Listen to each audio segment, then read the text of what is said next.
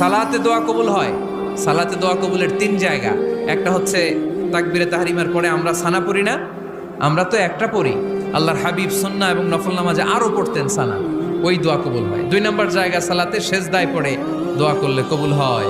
আকরাবু মা ইয়াকুনুল আবদু মির রাব্বিহি ওয়া হুয়া সাজিদ ফাকসিরু ফিহি দুআ। বান্দা যখন সেজদায় লুটিয়ে পড়ে, বান্দা আল্লাহর সবচেয়ে কাছে চলে যায়।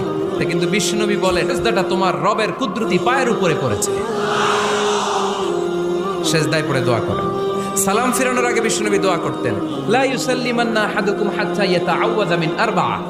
আল্লাহর হাবিব বললেন, 4 জিনিস থেকে পানাহ না আছে আমার কোন উম্মত যেন সালাম না ফিরায়। তারা যেন পড়ে, আল্লাহুম্মা ইন্নী আউযু বিকা মিন আযাবিল কবর, আউযু বিকা মিন আযাবি জাহান্নাম, আউযু বিকা মিন ফিতনাতিল মাহইয়া ওয়াল মামাত, আউযু বিকা মিন ফিতনাতিল মাসিহিদ দাজ্জাল।